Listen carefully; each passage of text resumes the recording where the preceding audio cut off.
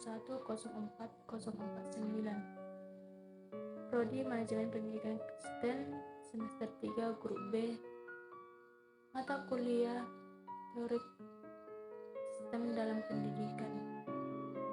Nah, di sini saya akan memberikan jawaban untuk ujian tengah semester teori pendidikan dalam pendidikan. Untuk pertanyaan pertama, jelaskan satu teori dengan konsep, prinsip, dan implementasinya dalam bidang pendidikan. Teori revolusi industri.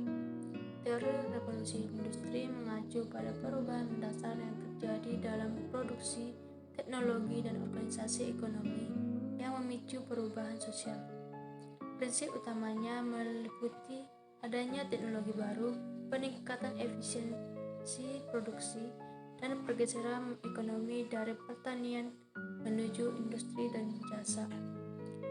Implementasi teori revolusi yaitu 1. Mesin uap pada revolusi industri pertama, 2. Pengenalan listrik pada revolusi industri kedua, 3. Pengenalan teknologi informasi pada revolusi industri ketiga, 4. Kecerdasan buatan atau AI pada revolusi industri keempat.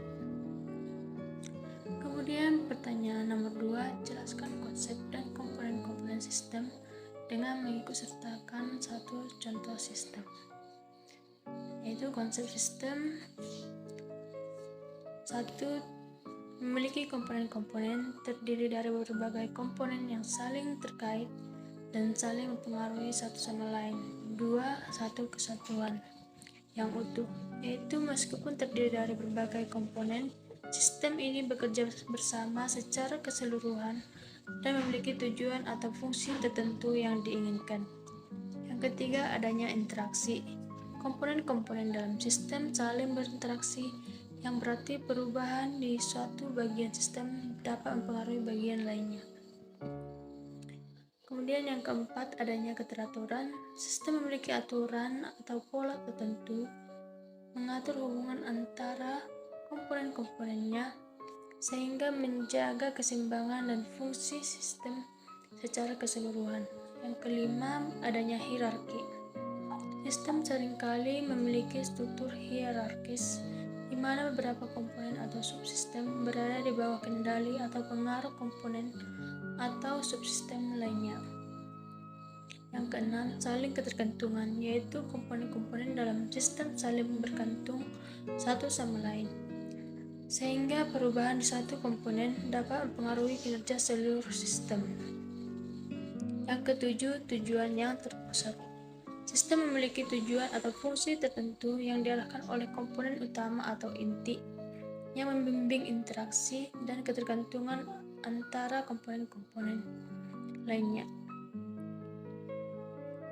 Nah, komponen-komponen sistem yaitu 1. Masukan atau input merupakan sumber daya atau data yang dimasukkan ke dalam sistem untuk memulai proses tertentu.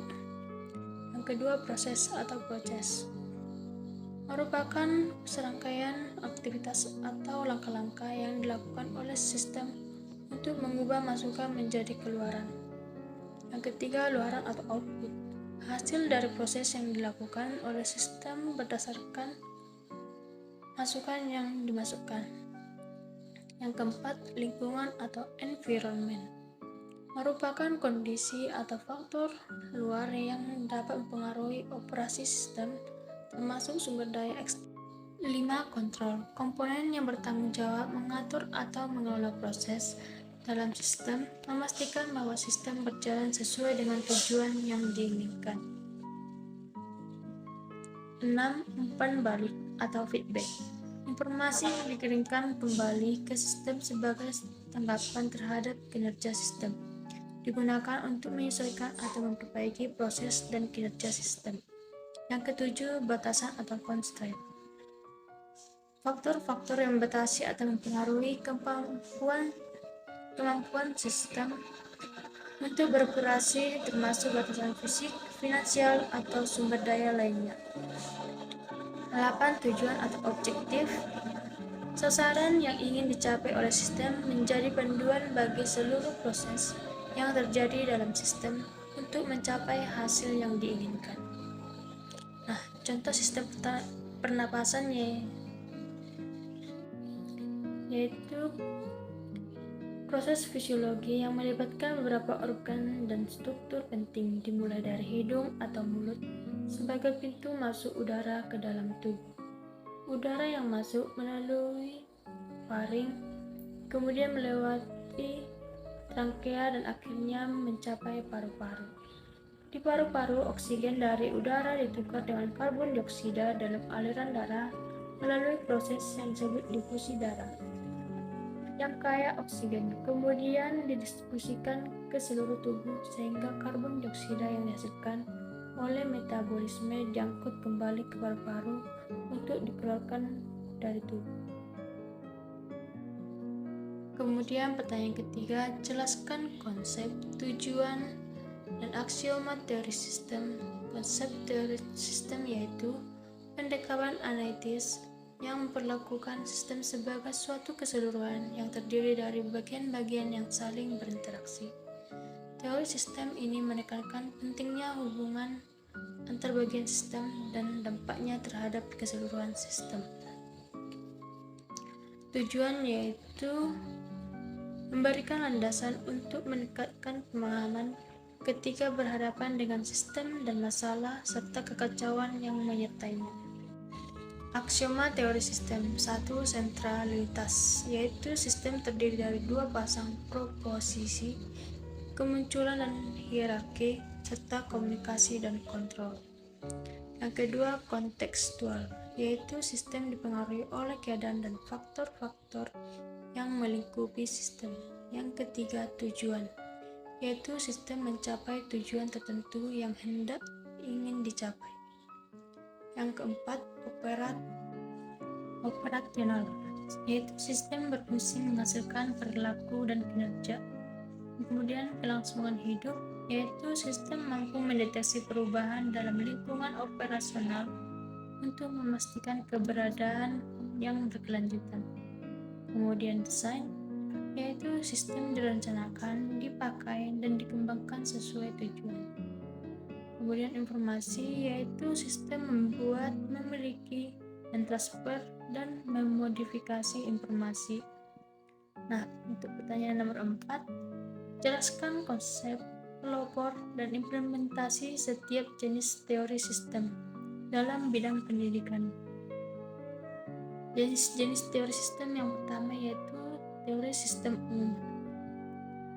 Teori sistem pertama yang digunakan dalam upaya memahami sistem, tokoh pelopor yaitu Ludwig von Bertalanffy, V.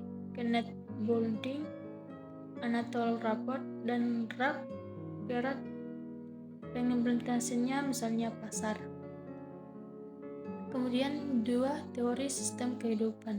Tokoh pelopor James Clear Miller,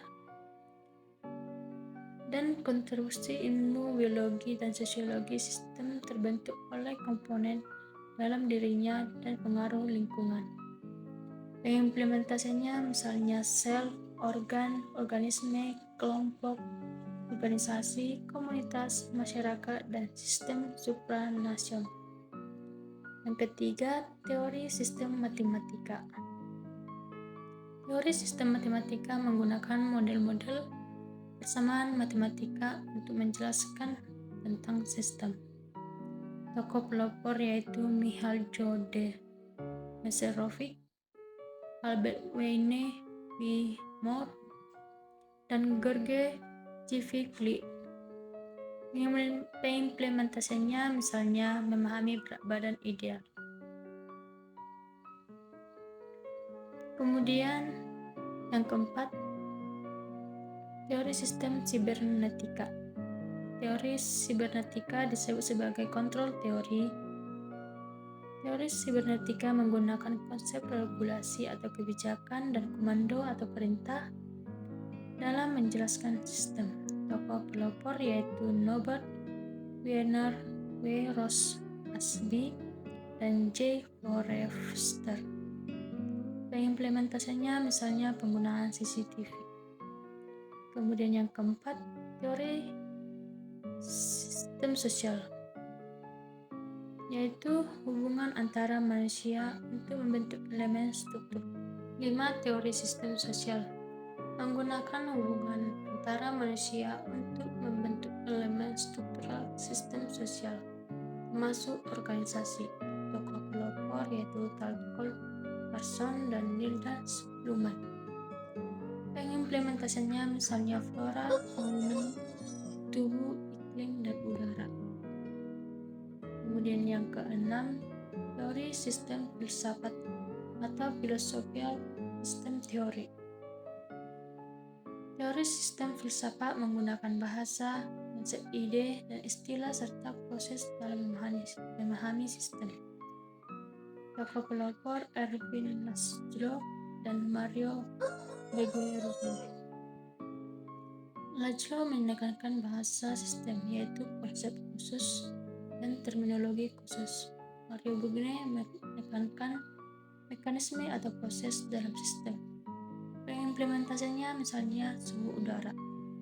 Kemudian yang kelima, jelaskan bagaimana sekolah sebagai lembaga pendidikan dapat beroperasi ditinjau dari perspektif dan model sistem terbuka atau open system, yaitu satu masukan